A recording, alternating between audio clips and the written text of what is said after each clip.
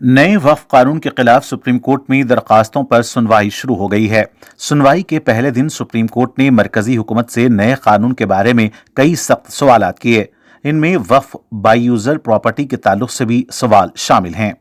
अदालत ने सेंट्रल वक्फ काउंसिल में गैर मुस्लिमों को शामिल करने की दरख्वास्त पर एतराज किया और सवाल किया कि क्या हुकूमत मुसलमानों को हिंदू एंडोमेंट बोर्ड में शामिल होने की इजाजत देगी। Chief justice of India Sanjeev Khanna, justice Sanjay Kumar और जस्टिस के.वी. विश्वनाथन की बेंच नए वक्फ कानून को चैलेंज करने वाले 73 दरखास्तों की सुनवाई कर रही है। इस कानून के खिलाफ मुल्क के कई हिस्सों में एहतजाज किया गया। शुरुआत में सुप्रीम कोर्ट ने दरखास्त गुजारों से कहा कि 2 सवालों के जवाब देने चाहिए। पहला ये कि क्या सुप्रीम कोर्ट दरखास्तों को हाई कोर्ट भेजेगी और दरखास्त गुजार किन निकात पर दलीलें पेश करना चाहते हैं। एक दरखास्त गुजार की तरफ से पेश होते हुए सीनियर एडवोकेट कपिल सिब्बल ने कहा कि नए कानून की कई दफात दस्तूर के आर्टिकल 26 की खिलाफ वर्जी है, जिसमें मजहबी मामलात को चलाने के लिए आज़ादी दी गई है।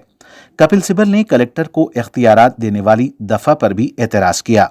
उन्होंने कहा कि कलेक्टर हुकूमत का हिस्सा होते हैं, अगर वो जज का किरदार अदा करेंगे तो ये गैर दस्तूरी होगा। कपिल सिब्बल ने वक्फ बाई यूजर का भी हवाला दिया, जिसके तहत मजहबी या खैराती मकसद के लिए लंबे अरसे तक इस्तेमाल होने वाली जायदाद को दस्तावेजात के बगैर भी वक्फ समझा जाता है। नए कानून में कहा गया है कि यह दफा उन जायदादों पर लागू नहीं होगी जिनके बारे में तनाज़ा है या जो हुकूमत की जमीन है। कपिल सिब्बल ने कहा कि वक्फ बाई यूजर इस्लाम का अटूट हिस्सा है। मसला यह है कि वक्फ 3000 साल से चल रहा है और बाज लोग कागजात पूछते हैं। सीनियर एडवोकेट अभिषेक संघवी ने एक दरख्वास्त गुजार की तरफ से पेश होते हुए कहा कि मुल्क में जुमला 8 लाख जायदादों में से 4 लाख वक्फ जायदादें हैं, वक्फ बाई यूजर हैं। इस मरहले पर चीफ जस्टिस ने दखल दिया और कहा कि हमें बताया गया है कि दिल्ली हाई कोर्ट वक्फ जमीन पर तामीर है। हम ये नहीं कह रहे हैं कि तमाम वक्फ बाई यूजर गलत हैं, लेकिन बाज मामलों में जायज तशवीश पाई जाती है। इस पर संघवी ने कहा कि वो पूरे कानून पर नहीं बल्कि बाज दफात पर रोक लगाना चाहते हैं। मरकजी हुकूमत की तरफ से पेश होते हुए सॉलिसिटर जनरल तुषार मेहता ने कहा कि पार्लियामेंट में तफसीली बहस के बाद यह कानून मंजूर किया गया। उन्होंने कहा कि जेपीसी ने इसका जायजा लिया और फिर पार्लियामेंट के दोनों ऐवानों ने इसे मंजूर किया। इसके बाद चीफ जस्टिस ने मेहता से कहा कि वो नए कानून में वक्फ बाई यूजर पर तवज्जो दें। चीफ जस्टिस ने कहा कि मस्जिदें जो वक्फ में शामिल हैं 13वीं, 14वीं और 15वीं सदी में तामीर की गई हैं, उनकी दस्तावेजात पेश करना नामुमकिन है।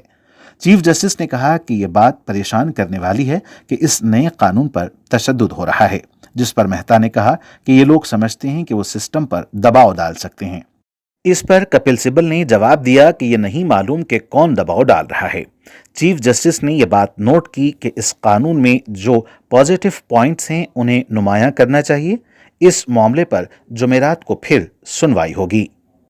पहले दिन सुप्रीम कोर्ट ने कोई उबूरी अहकाम जारी नहीं किया। मरकजी हुकूमत और बाज रियासतों ने उबूरी हुक्म जारी करने से पहले कुछ वक्त मांगा।